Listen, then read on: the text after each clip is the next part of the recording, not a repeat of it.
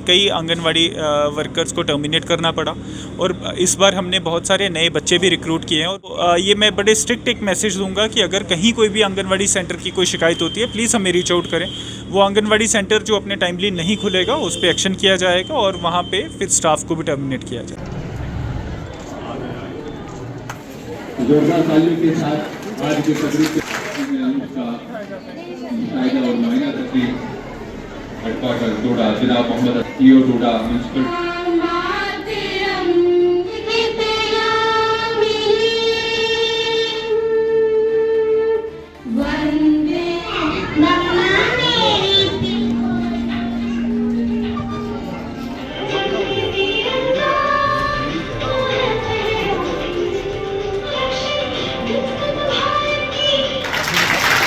पहले तो मैं हमारे डीसी साहब का थैंक यू करना चाहूँगी, जो उन्होंने हमें इस काबिल समझा कि हम अवेयर कर सकते हैं। तो हमारा काम है जो हमें वुमेन एम्पावरमेंट के लिए और उनको अवेयर करने के लिए एम्बेसडर बनाया गया है। जो आज यहाँ पे प्रोग्राम हुआ पोषण का, वुमेन एम्पावरमेंट का, कि वुमेंस को अपने बच्चों को कौन सा पोषण देना है, उनको उनकी एजुकेशन देखनी है, उनको उनका हेल्थ का सब कुछ देखना है। तो हमें बहुत अच्छा लगा और हमें इस काबिल समझा उन्होंने कि उन्होंने हमें इस काबिल समझा कि हमें बनाया गया एम्बेसडर इस अवेयरनेस को फैलाने के लिए। तो हम इस चीज़ को बहुत अच्छे से प्रॉपर तरीके से सबको एग्जीक्यूट करेंगे।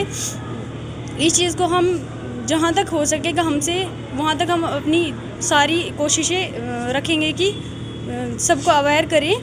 पोषण जो आज हम यहाँ सेलिब्रेट कर रहे हैं, इसका बुनियादी मकसद ये है कि अवेयरनेस है जो हम डिस्ट्रिक्ट लेवल पे यहाँ प्रोग्राम कर रहे हैं। इसके लिए हमने बहुत सारी लैक्टेटिंग वुमेन्स भी बुलाई हैं, कॉलेजेस से बच्चे बुलाए हैं, हायर सेकेंडरी से बुलाए हैं, आंगनवाड़ी वर्कर्स हैं, सुपरवाइजर्स हैं, CDPO साहिबान हैं। इससे DC साहब ने भी एक क्लियर सा मैसेज दिया कि अगर कहीं भी कोई कोताही पाएगी तो उसे इमीडिएट उस पर एक्शन होगा। और आपने पिछले 2-3 दिनों में देखा भी होगा, कहीं ना कहीं आप तक बात भी पहुँची होगी, जहाँ कोई कमज़ोरी रहती है तो हम बिल्कुल एक्शन लेने के तैयार हैं। अलबत्ता इसमें हमारा जो ऑब्जेक्टिव है स्कीम का वो ये है कि हमारी जितने भी डिस्ट्रिक्ट में वुमेंस हैं, स्पेशली जो प्रेग्नेंट हैं, लैक्टेटिंग वुमेंस हैं, हमारा रूरल एरिया है डिस्ट्रिक्ट ज़्यादा, बहुत सारी जगहों तक रोड्स नहीं है, मेडिकल फैसिलिटी नहीं है। तो मैं आपके ज़रिए अपने स्टाफ को भी, मेडिकल स्टाफ को भी रिक्वेस्ट करता हूँ कि लोगों तक पहुँचे।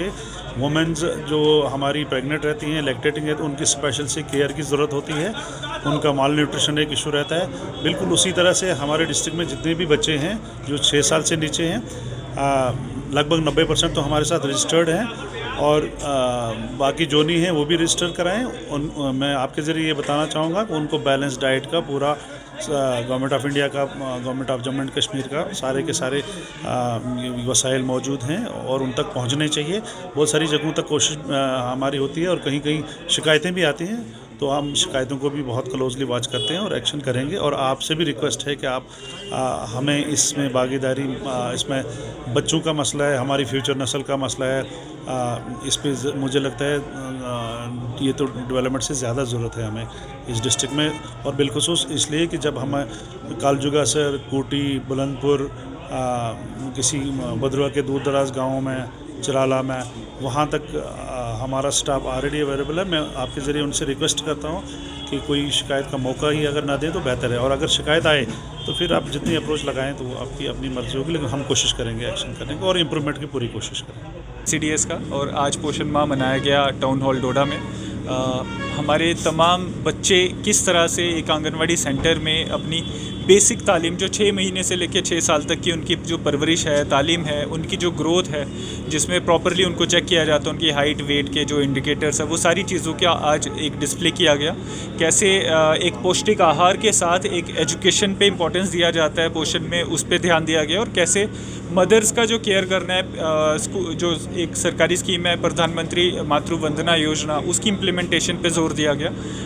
मेरी जो बातचीत होती है, वैसे तो मैं हर बार आता हूँ, बट आज का एक जो इवेंट था ये अच्छा था और मेरी हर एक माँ से, हर एक जो आंगनवाड़ी वर्कर है, हर एक सुपरवाइज़र है, उनसे बातचीत हुई और उनसे मैंने यही कहा कि हमें हर एक बच्चे को अपना बच्चा मान के उसकी परवरिश करना और फिर आगे जैसे जैसे वो बुलंदियाँ छुए उसमें एक प्राउड फीलिंग लेना, ये हमारी सारी आंगनवाड़ी वर्कर्स, हमारी तमाम, इनफैक्ट आशा के लिए भी मैं यही कहूँगा कि इन सब का एक मकसद रहना चाहिए और सब ने एश्योरेंस दिया कि वो इस सब पे अच्छा काम करें। सर, आंगनवाड़ी सेंटर्स इसलिए थे कि ताकि बच्चों की जो ग्रोथ है वो अच्छी हो और बच्चे पढ़ सकें, लेकिन आज के आंगनवाड़ी सेंटर्स सर खुलते भी नहीं हैं। कई इसमें ऑफिसर्स की टर्मिनेशन भी हुई है, लेकिन कहीं ना कहीं ऑफिसर्स पे दबाव रहता है, पॉलिटिकल दबाव, उनको धमकाना, उनको ब्लैकमेल करना। क्या आपको लगता है कि इस पर सबसे पहले इंक्वायरी होनी चाहिए कि किस तरह से ये चलते हैं, किस तरह से रन होते हैं? देखिए, आपने स्टेज पे भी सुना होगा, हमने बताया बहुत सारी जगह पे हमें कई आंगनवाड़ी वर्कर्स को टर्मिनेट करना पड़ा और इस बार हमने बहुत सारे नए बच्चे भी रिक्रूट किए हैं और उनको मोटिवेट किया है कि वो अच्छे से आंगनवाड़ी सेंटर्स को चलाएं। बिकॉज़ मैंने जैसा कहा, एक बच्चों की बुनियादी जो तालीम और बुनियादी जो उनकी एक परवरिश है उस पर ख्याल रखने की ज़रूरत है। तो ये मैं बड़े स्ट्रिक्ट एक मैसेज दूंगा कि अगर कहीं कोई भी आंगनवाड़ी सेंटर की कोई शिकायत होती है, प्लीज़ हमें रीच आउट करें। वो आंगनवाड़ी सेंटर जो अपने टाइमली नहीं खुलेगा उस पर एक्शन किया जाएगा और वहाँ पे फिर स्टाफ को भी टर्मिनेट किया जाएगा। जो एक्टिविटीज़ आज यहाँ दिखाई गई, या जो इक्विपमेंट्स यहाँ पर दिखाए गए, आंगनवाड़ी सेंटर्स में दूर दूर तक राशन के अलावा कुछ नहीं आता है, क्योंकि आपको लगता है कि इक्विपमेंट सबसे पहले यहाँ जो चीज़ें यहाँ पर दिखाई जा रही है वो ग्राउंड तक पहुँचाई जाए? देखिए, इन सब पे काम हो रहा है और उसी पे हमने बातचीत की है। ये सारी चीज़ें हर एक सेंटर पे मुहैया करनी है। इसमें आपको बताना चाहता हूँ कि तकरीबन 130 ऐसे स्कूल हैं जिनको हम क्लब भी कर रहे हैं आंगनवाड़ी सेंटर्स के साथ, और किंडरगार्टन्स बनाए जा रहे हैं अलग अलग जगह पे, उनके भी आपको डिटेल शेयर किए जाएंगी। इन सारी में बदलाव हो रहा है और इनको अच्छा किया जा रहा है।